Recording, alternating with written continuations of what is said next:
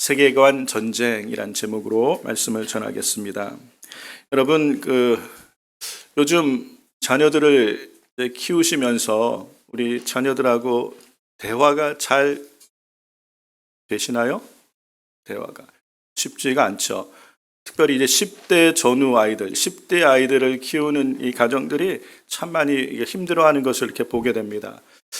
누가 그러더라고요. 10대가 있는 자녀는 10대가 미전도 종족이다라고 얘기하고, 가까이 얘기한 너무 먼 당신이라고 얘기도 하고, 북한의 김정은이 대한민국을 침공하지 못하는 이유가 대한민국에는 중학생들이 있기 때문이다 라고 얘기를 합니다. 무서운 중학생들이 있어서 감히 우리나라를 넘보지 못한다고 그러는데, 우리 젊은 세대, 또 우리 어린 자녀 세대, 시간이 갈수록 뭔가 이렇게 대화가 쉽지가 않다는 걸 많이 느껴요. 비단 이렇게 우리 자녀 세대만이 아니라 우리 같은 동시대를 사는 같은 어른들끼리도 어떤 영역에 가서는 말이 안 통하는 경우가 좀 있죠. 종교 얘기를 하다 보면 가정 안에서도 부부 사이에서도 이렇게 좀, 아니 친구 사이에서도 의견이 다르고 다툼이 있을 수도 있고, 정치 얘기를 하면 싸움이 날 수도 있어요. 그런 같은 시대 같은 것을 듣고 보고 살지만 우리는 때로는 이게 소통이 안 되는 것들을 경험을 합니다. 왜 그럴까? 그러면 생각이 다르기 때문에 그런 거예요. 생각이 다르기 때문에. 근데 왜 같은 시대를 살아가고 동일한 것들을 경험하면서 왜 우리의 생각들은 각각 다를까라는 것을 생각해 보면, 근본적으로 뿌리 깊은 문제는 세계관이 다르기 때문에 그래요. 이 세계관 그러면 굉장히 거창한 것처럼 보이지만, 사실은 세계관이라는 것은 내가 세상을 이해하고 보는 틀이에요. 틀인데 이 세계관이라는 것이 우리 가운데 각 사람에게 다 이렇게 형성이 돼 있어요. 세상을 이해하고 또 판단하는 그런 관점이라고도 생각할 수 있는. 그런데 이것은 우리가 어려서부터 보고 또 이렇게 듣고 배운 것들이 시간이 지나면서 지식과 정보가 축적되어지고 쌓여온 것이 오늘이라는 삶에서 내가 세상을 이해하고 또 판단하는 틀이 되어버린 거예요. 틀. 이게 우리가 쉽게 말하면 안경이라고 생각하셔도 됩니다. 각 사람은 자기만이 갖고 있는 세상을 바라보는 안경을 다 갖고 있어요. 우리는 그 안경의 틀 안에서 세상을 보는 거와 마찬가지입니다. 여러분, 만약에 저도 안경을 한 두세 개 갖고 있지만, 안경을 쓰고 있는데 안경이 빨간색으로 다 칠해져 있는 빨간색 선글라스를 끼고 세상을 보면 세상이 어떻게 됩니까? 좀 붉게 이렇게 보일 거예요. 그렇게 보일 수밖에 없죠. 그런 안경을 썼으니까. 파란색 색깔로 다 칠해져 있는 안경을 쓰고 세상을 보면 세상은 파랗게 보이는 거예요. 왜냐하면 그 안경을 쓰고 세상을 보기 때문에 그래요. 우리가 가지고 있는 세계관은 결국 우리가 세상을 어떻게 보고 어떻게 이해하냐를 나눌 수 있는 기준이 된다는 것을 알 수 있습니다. 그래서 여러분이 똑같은 그림을 봐도 사람마다 이렇게 보는 게 다를 수 있어요. 한번 그림을 하나 보여주실래요? 여러분, 이 그림을 보면서 뭐가 보이십니까? 이 그림에는 젊은 아가씨가 있고 또 한편으로는 나이 드신 어른신이 있어요. 여기서 젊은 아가씨가 보이는 분 손 들어보세요. 그림을 봤는데 젊은 아가씨가 보인다. 네, 손 내려주시고, 나이가 들어 보이시는 그런 분이 보인다. 없어요? 네, 남자인지 여자인지 어쨌든 좀 보이는, 그렇죠? 네. 코가 좀 코가 큰 분이 손 들어보세요. 네. 아무것도 안 보이신다. 아무것도 안 보이는 분이 일부 예배에는 여러 분이 계셨어요. 아무것도 안 보이시는 분. 네. 똑같은 그림을 보지만 우리는 이 안에서 젊은 아가씨를 볼 수도 있고, 그러니까 남자처럼 보이는 코가 큰 그런 사람을 볼 수도 있어요. 그렇죠? 물론 이것과는 좀 다를 수 있겠지만, 우리는 동시대를 살아가며 보는 것을 통해서 같은 것을 함께 보지만 다르게 볼 수 있는 거예요. 이거보다 좀 더 쉬운 그림을 하나 보여드릴게요. 그 다음 그림 한번 보여주세요. 여러분, 뭐가 보이세요? 오리가 보이고, 혹시 토끼가 보이는 분 계세요? 토끼도 있죠. 그렇게 말을 듣고 보니까 토끼도 보여요.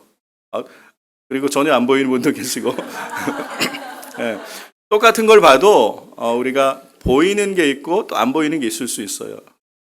이건 그냥 그림이지만 우리가 삶을 살아가며 내가 동일한 사건을 경험하고 동일한 소식을 들어도 사람들이 생각이 다를 수가 있어요. 그것은 내가 살아오면서 형성되었던 내가 세상을 보는 틀이 다르기 때문에 같은 걸 봐도 다르게 이야기가 할 수 있다는 것이에요. 그런 면에서 보면 이 세계관이라는 것은 오늘 우리가 세상에 일어나는 일들을 이해하고 판단하는 데 아주 중요한 요소가 되는 걸 알 수 있습니다. 쉽게 말하면 생각하고 선택하는 거에는 이 세계관의 영향을 받게 돼 있다는 것을 알 수 있어요. 그런데 오늘 우리가 이 마주하고 있는 세상에서는 여러 가지로 우리의 생각의 틀들을 규정할 수 있겠지만 크게 보면 결국은 두 가지 세계관으로 세상은 나눠져 있어요. 뭐냐면 하나님을 인정하는 신본주의적 세계관을 갖고 있거나 아니면 하나님이 없다라고 믿는 인본주의적인 세계관을 갖고 있거나 이 둘로 결국은 나눠지게 돼 있어요. 이게 가장 큰 기준이고 이것은 결국은 성경적 세계관을 가지고 사는 분이거나 아니면 비성경적 세계관을 가지고 사는 삶이에요. 우리는 이 둘로 결국은 나눠지게 되는데 이 두 차이가 그냥 일상을 살아갈 때 별로 큰 차이가 없어 보이지만 시간이 갈수록 이것은 큰 차이를 가져오고 이것이 신앙생활과 연결되어질 때는 영생을 결정할 수 있는 큰 문제로 다가올 수 있다는 것이에요. 그리고 우리는 세계관이라는 것을 좀 알면 알수록 이 작은 차이처럼 보이지만 이것이 엄청난 차이를 가져오고 우리가 오늘 경험하는 많은 갈등, 다툼, 분쟁, 심지어 전쟁의 배후에는 이 세계관의 차이가 있고 세계관의 갈등으로 말미암아 되어진다는 것을 우리가 알 수가 있어요. 그래서 세계관은 결국은 영적 전쟁이다라고까지 이야기를 합니다. 세계관의 차이는 영적 전쟁인 것 같아. 왜 그러냐면 성경에 창세기 3장에 인간이 제일 처음 타락하게 될 때 이 마귀가 사탄이 하와를 찾아와서 하는 거짓말이 있습니다. 이 거짓말이 네 가지 거짓말을 하게 되는데 이것이 결국 이 이후로 창세기 이후로 온 인류 역사의 네 가지 큰 대표적인 세계관으로 자리를 잡게 돼요. 이게 종교라는 형태의 모습으로 자리를 잡거나 아니면 세계관, 사람들의 생각과 판단을 결정하는 기준인 세계관을 형성하는 데 이게 큰 영향을 미치게 된 걸 볼 수 있어요. 이 시작이 창세기 3장에 나와 있는 걸 볼 수 있습니다. 이 4절부터 5절을 한번 보면 뱀이 여자에게 이르되 너희가 결코 죽지 아니하리라. 너희가 그것을 먹는 날에는 너희 눈이 밝아 하나님과 같이 되어 선악을 알 줄을 하나님이 아심이니라. 뱀이 하와를 찾아와서 선악과를 취하라, 먹으라라고 이렇게 속이는 거예요. 네 가지 거짓말을 하죠. 이게 사단의 사형리라고도 얘기합니다. 사단이 하는 네 가지 거짓말인데 첫 번째가 뭐예요? 죽지 않을 것이다 라고 얘기해요. 두 번째는 눈이 밝아질 거야 라고 얘기를 합니다. 세 번째는 선악을 알게 될 거야. 그래서 네 번째는 너희가 하나님과 같이 될 거야 라고 이렇게 속이는 것이에요. 이 하나하나가 결국 우리 인류의 역사 가운데 거대한 종교의 모습으로 나타나든가 사람들의 생각을 결정하는 기준이 되는 세계관의 배후가 되어지는 것을 볼 수 있어요. 여러분 죽지 않을 거야 라고 말한 사단의 속인 말. 하나님께서는 분명하게 말씀하셨죠.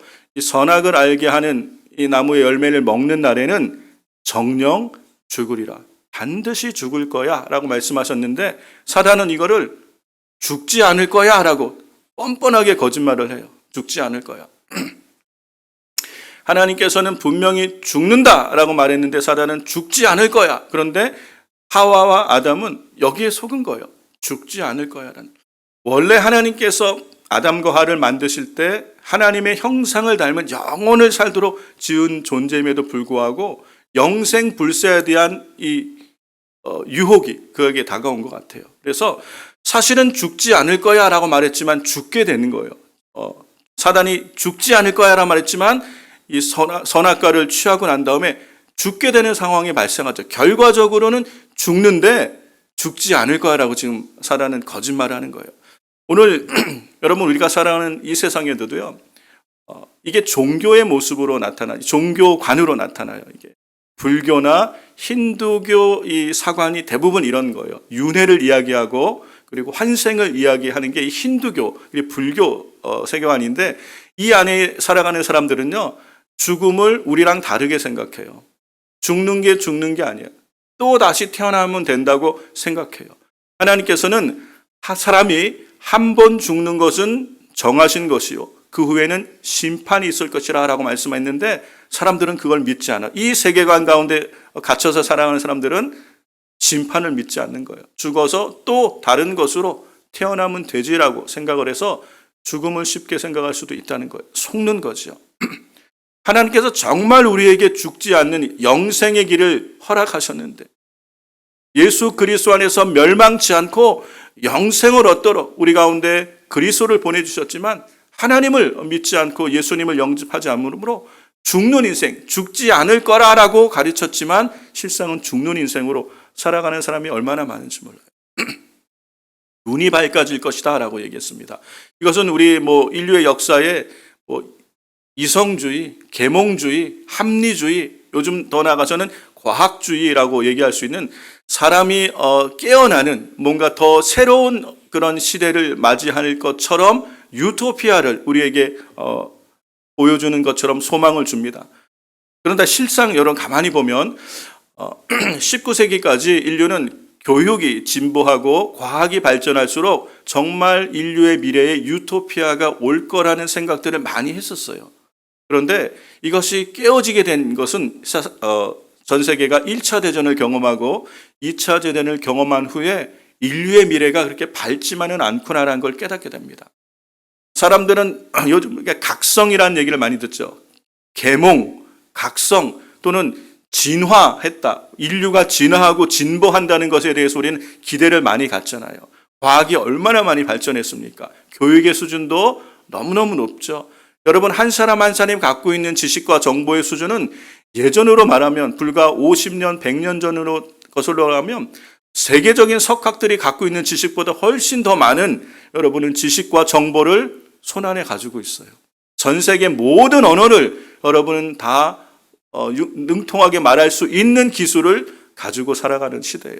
그러면 세상은 점점 좋아지고 세상은 점점 살만해지고 더 안전해져야 되는데, 이렇게 과학이 진보하고 발전할수록 사람들은 더 큰 염려와 두려움을 갖게 돼요.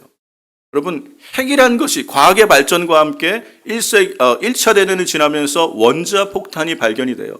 2차 대전 때 원자폭탄이 히로시마에 터지는 사건 이후로 사람들은 인류의 미래에 대한 생각이 바뀌게 됩니다. 우리는 얼마든지 이 진보한 과학으로 말미암아 한순간에 인류가 멸망할 수도 있다. 요즘은 더 말할 것도, 핵이란 것은 누가 정말 실수해서 아니면 누가 정말 미쳐서 핵 버튼을 잘못 누르면 한순간에 인류는 자신들의 의지와 상관없이 완전히 멸망할 수 있는 그런 위험을 안고 우리는 지금 살아가는 거예요.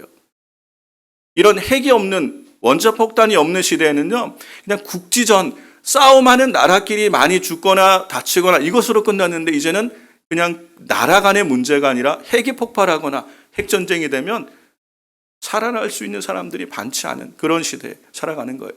진보한 과학과 문화로 말미암아 우린 더 안전하고 더 행복할 거라고 생각을 하지만, 실상은 어떻게 돼요?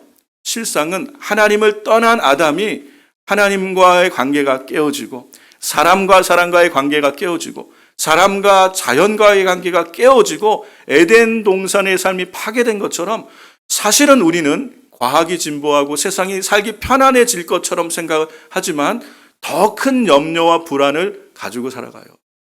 요즘 여러분 AI에 대해서 많이 보게 되잖아요. 오픈 이 AI가 소라라는 것도 있더라고요. 보니까 그냥 텍스트를 조금 치면 이게 아주 탁월한 영상으로 나타나요.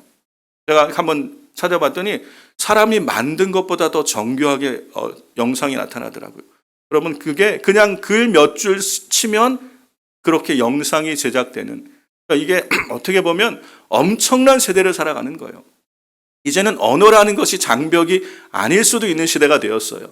세계 모든 나라 말을 핸드폰 안에서 얼마든지 즉시 통역하여 사용할 수 있는 시대가 되어가고 있는 거예요.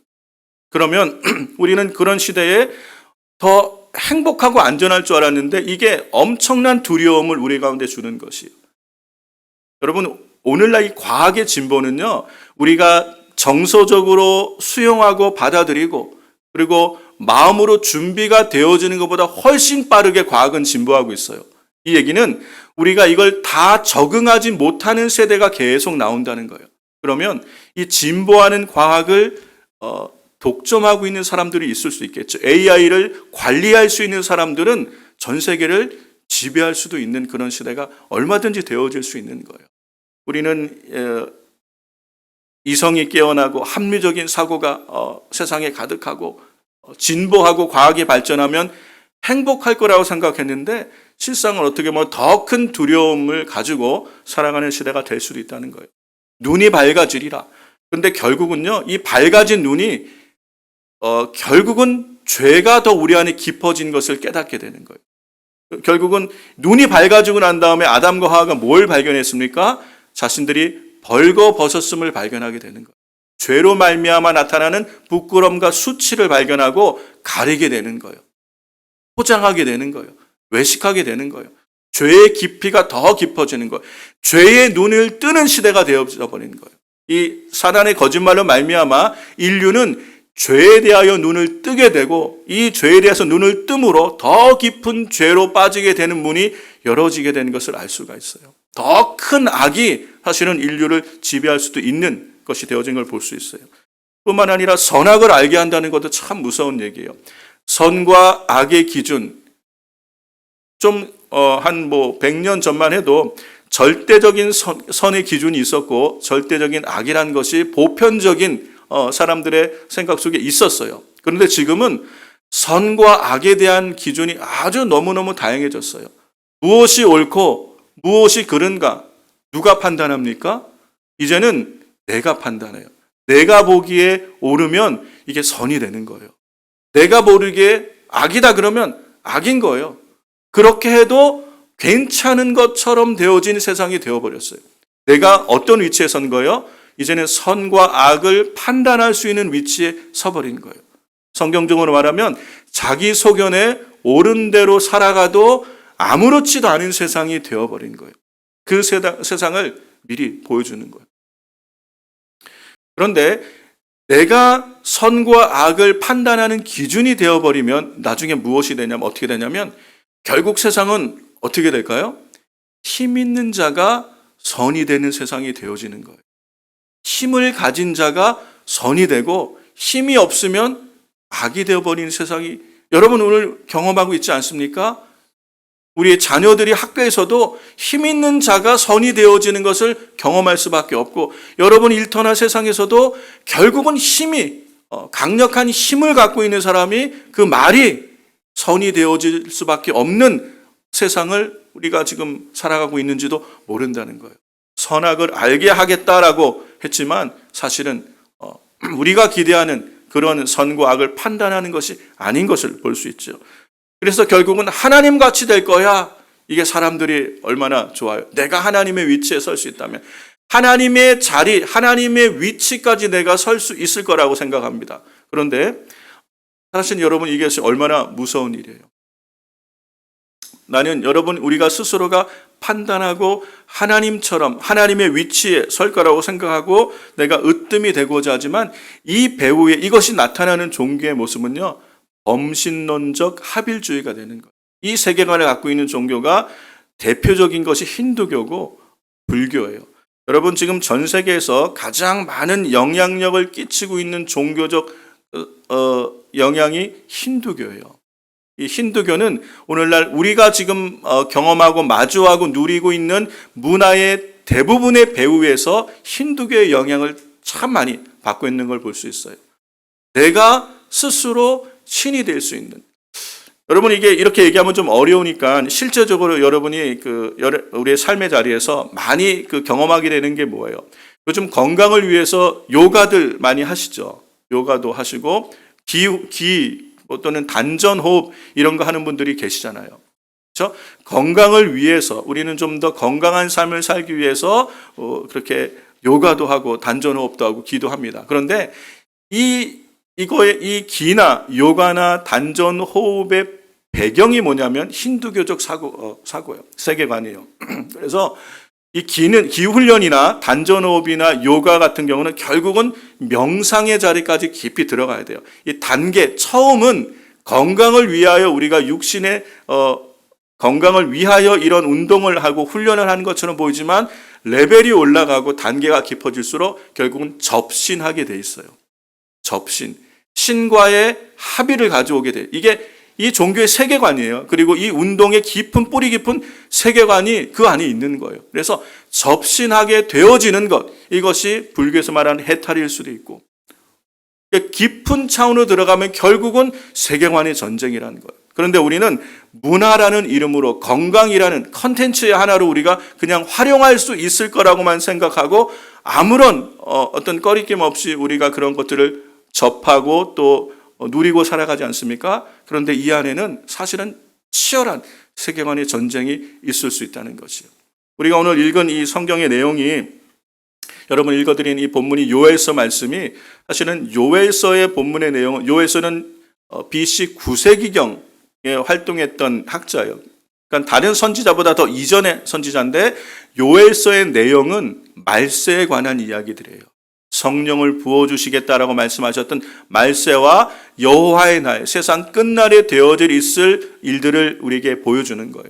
그래서 너희 자녀에게 이야기하고 자녀는 또 다른 자녀에게, 다음 세대에게, 후세대에게 계속 이야기해달라라고 말하는 내용이 뭐냐면 메뚜기 재앙이에요. 메뚜기 재앙. 이것이 자연재해의 모습으로 나타날지 아니면 전쟁이라는 그런 모습으로 나타날지 모르지만 이거를 조금 더 우리가 확대해서 이해하면 이것이 결국은 우리의 세계관, 많은 사람들의 믿음을 하나님께로부터 완전히 멀어지게 만드는 일로 나타나는 우리의 삶의 현장에서 경험할 수도 있는 세계관의 문제가 될 수 있다는 것이요. 예수님께서도 마지막 때를 주님이 오시기에 가까운 시대가 될수록 사람들이 믿음에서 떠나고 하나님이 없다라고 생각하고 그리고 신앙을 버리는, 그리고 내 소견에 옳은 대로 살아가는 것이 많아지는 시대가 될 것이라고 말씀을 하잖아요. 그런데 그게 어떻게 되냐면 점진적으로. 4절 말씀을 한번 보여주실래요? 세번역 성경으로 되어 있는 4절 말씀을 한번 보여주세요. 풀무치가 남긴 것을 메뚜기가 갈아먹고 메뚜기가 남긴 것을 누리가 썰어먹고, 표현이 좀씩 달라서 제가 세 번역을 한 거예요. 누리가 남긴 것을 황충이 말끔히 먹어 버렸대요. 그러니까 이게 다 메뚜기과 종류들이에요. 근데 이게 점진적으로 다 갉아먹어서 마침내 나중에는 말끔히 남김없이 다 갉아먹을 정도의 재앙이 되는 것이에요. 재앙이. 근데 이런 일이 우리의 생각 가운데, 우리가 세상을 바라보는 관점 가운데 되어져서 하나님이 없다라고 생각하는 비성경적인 세계관으로 사람들이 다 살아가게 될 때 세상에 어떤 일이 일어날까 생각을 해보세요. 그것을 경계하며 자녀들에게, 그 다음 세대에게 가르치라라고 경고하고 있는 말씀으로 우리가 받아도 된다는 것이요. 그래서 우리는 이 세계관의 문제를 여러분과 이렇게 나누고자 하는 이유는 우리가 이 다음 세대, 우리의 자녀 세대에 대하여 우리가 책임감을 가지고 다음 세대, 자녀 세대를 양육해야 된다는 것을 여러분에게 말씀을 드리는 거예요. 이 사단의 4가지 거짓말은 지금 오늘 우리가 살아가는 시대에도 너무도 가까운 모습으로 우리가 경험하며 또 마주하고 어쩌면 우리가 그것을 누리며 살아가고 있는 중일지도 모른다는 거예요. 근데 문제는 이것이 이 세계관이요, 문화가 되어진다는 거예요. 시대적 경향이 되고 시대적 트렌드가 되면 이것이 어느 순간에는 문화라는 이름으로 자리를 잡아요. 그러면 아주 강력한 힘이 됩니다. 이 문화에서 멈추지 않고 이것은 어디로 가냐면 법을 제정하게 돼요. 법을. 그래서 차별금지법 같은 이 법이 생기게 돼요. 그러면 이제는 그것이 강력한 힘을 가져서 아니라고 말할 때 그 목소리를 내지 못하게 되는 상황으로 가게 되어진다는 거예요. 그래서 점점 우리는 결국은 아무것도 남지 않는 그런 상태까지 갈 수도 있는 것이 이 세계관이 점령되어진 문화라는 거예요. 그래서 세계관은 결국은 영적 전쟁이에요. 성경적 세계관을 가지고 있는 사람, 비성경적 세계관을 갖고 살아가는 사람, 이게 결국은 전쟁이고, 하나님이 계심을 믿고 살아가는 사람, 하나님이 없다라고 생각하는 사람은 결국은 이것이 끝에는 이 큰 세계관의 차이로 전혀 다른 삶의 방향과 방식을 가지고 살아가는 인생이 되어질 수 있다는 걸 볼 수 있다는 거예요. 여러분, 로마서 말씀을 여러분과 좀 함께 잠깐 좀 생각해 보려고 하는데요. 이 로마서 1장에 보면 하나님을 알만한 것을 하나님께서 사람들에게 보여주셨대요. 그런데 사람들은 스스로 하나님을 인정하지 않게 돼요. 21절 말씀부터 볼게요. 그들은 하나님을 알면서도 그분을 하나님으로 영광스럽게 하지도 않고 감사하지도 않으며 그들의 생각은 쓸모없고 그들의 어리석은 마음은 어두워졌나니. 하나님을 하나님으로 인정하지 않는 세계관을 가지고 있다 보면 결국은 어떻게 돼요? 그 마음이 어두워지게 됩니다. 그래서 22절에 보면 뭐라고 얘기하냐면 스스로 지혜로운 채 하지만 사실은 어리석어지게 되는 거예요. 스스로 지혜로운 채, 합리적이고 그리고 과학적이고, 그죠? 이성적이어서 스스로 지혜롭다고 생각하지만 실상은 더 어리석어져서 어떻게 되냐면 23절 보세요. 영원히 살아계시는 하나님을 섬기지 않고 오히려 썩어 없어질 사람이나 새나 짐승이나 기어다니는 동물의 형상의 우상을 섬기고 있는 모습으로 나타난다는 거예요. 많이 배우고 공부 많이 하고 똑똑하신 분들이 그 똑똑한 이성과 합리적인 생각으로 마땅히 하나님이 계신 것을 알만한 것들을 세상에 다 보여주셨음에도 불구하고 보고 싶은 대로 보는 그들의 고정된 세계관 속에서 하나님을 인정하지 않는 것이에요. 그리고 오히려 하나님을 거역하고 대적하다 보니까 어디까지 가는 거예요? 하나님의 형상으로 지음받은 인간이 아무런 쓸모 보잘것없는 그런 피조물, 새나 짐승이나 기어다닌 동물의 형상을 우상으로 섬기는 모습으로 나타난다는 거예요. 심지어 자기 자신의 정체성을 거기다 비춰가는 것이요. 내가 고양이다라고, 그리고 나는 고양이라는 정체성을 가지고 살아가도 괜찮은 그런 시대까지 바뀌어버릴 수 있다는 걸 볼 수 있는 거예요. 여러분, 이게 얼만큼 여러분의 마음에 와닿는지 모르겠지만 실제로 여러분 우리 자녀들은요, 이 정체성의 심각한 위기를 실제 마주하고 있는 거예요.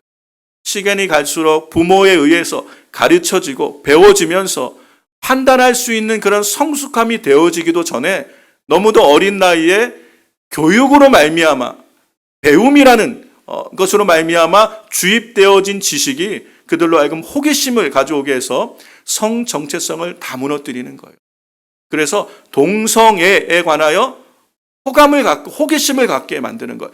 동성애가 만약에 정말 이게 자연적인 거라면, 그러면 동성애든 아니면 그냥 아니든 이것이 돼야 되는데, 요즘은 뭐가 더 많이 늘어나요?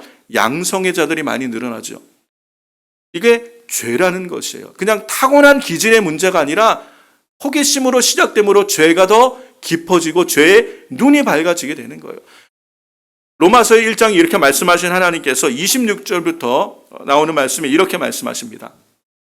하나님께서 이것 때문에 그들을 부끄러운 정욕대로 살게 내버려 두신 거예요.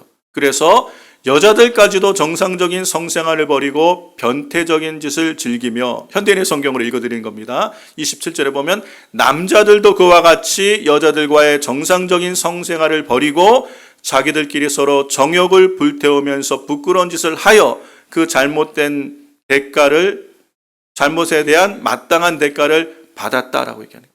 이미 2000년 전에도 사도 바울을 통하여 이것을 충분히 우리에게 경고하고 있는 거예요.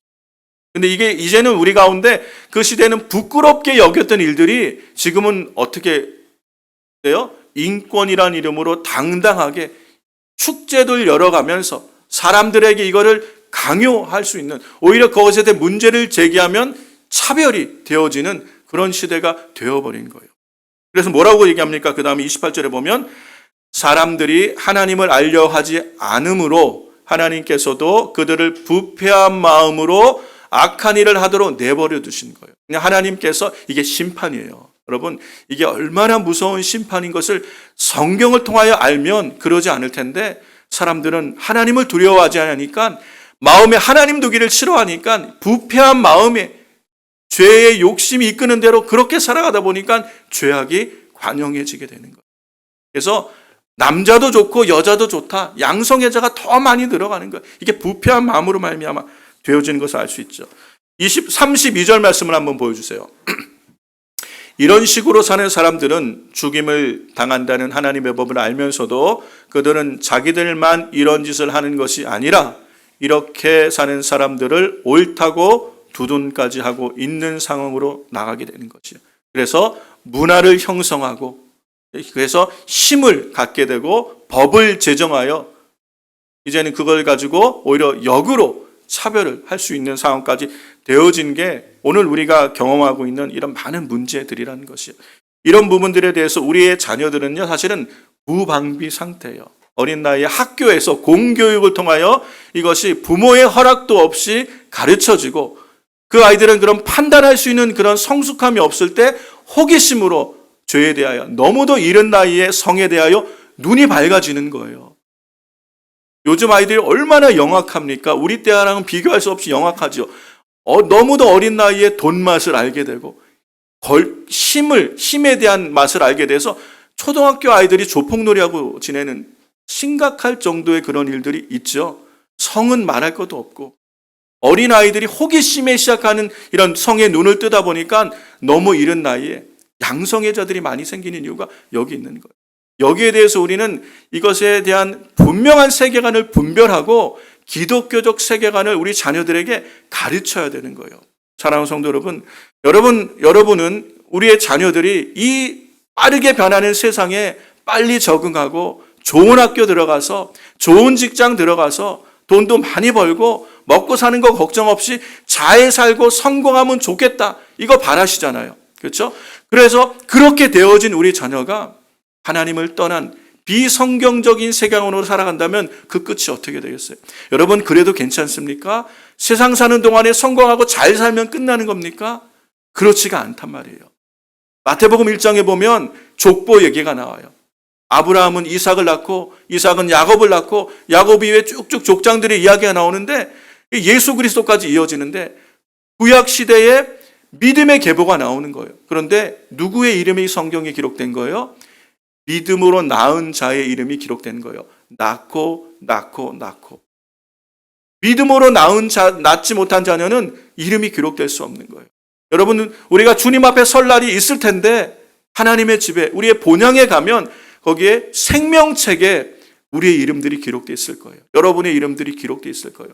믿음으로 낳은 여러분의 자녀의 이름도 그 생명책에 기록되어 있어야 되는데, 만약에 우리가 이 시대의 세계관을 분별하지 못하고 그냥 내가 생각하고 선택하는 기준 각자의 옳은 대로 살아가면 되지라고 방치하면, 여러분, 어쩌면 우리의 자녀들은 아무도 하나님을 경외하거나 믿지 않는, 하나님을 믿고자 하는 그 생각을 다 빼앗겨버린 그런 황폐한 세대 가운데 살아갈지도 모른다는 거예요.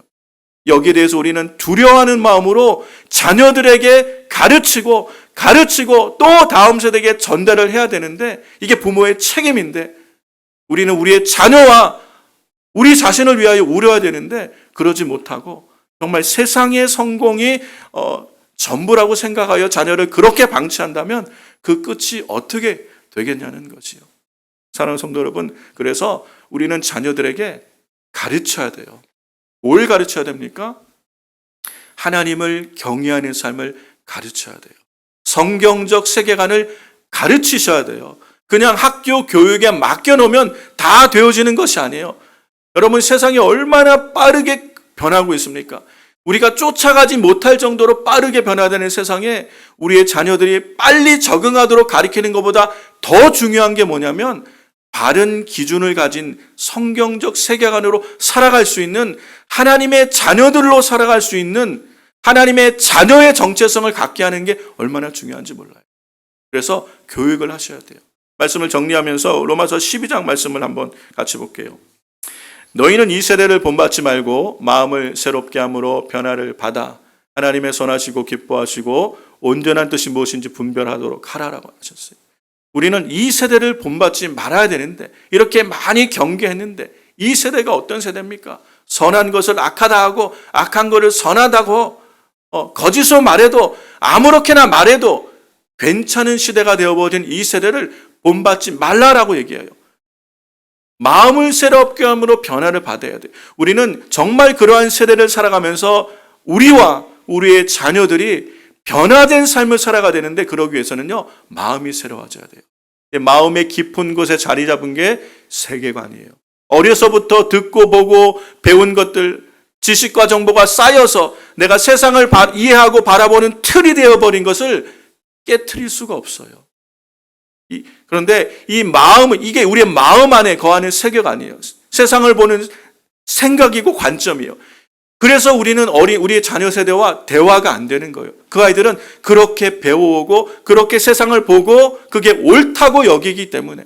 그런데 이걸 바꿀 수 있는 길은, 이 마음을 새롭게 할 수 있는 유일한 길은 말씀과 성령밖에 없는 줄로 믿습니다. 그래서 여러분, 오늘 우리가 우리 자녀 세대에게 그 마음을 새롭게 함으로 우리 자녀 세대들이 변화되어져서 하나님의 선하시고 기뻐하시고 온전한 뜻을 알아가는, 분별하며 살아가는 하나님의 사람들로 살게 하기 위해서는요, 성경을 가르치셔야 돼요. 여러분, 학원을 보내고 아이들에게 더 나은 배움의 환경들을 제공하기 위해서 정말 밤낮 가리지 않고 일하고 좋은 환경들을 주기 위해서 노력하시면서 자녀들을 하나님의 말씀으로 양육하고 그들에게 하나님의 말씀을 전하기 위해서는 얼마나 여러분 노력을 하십니까?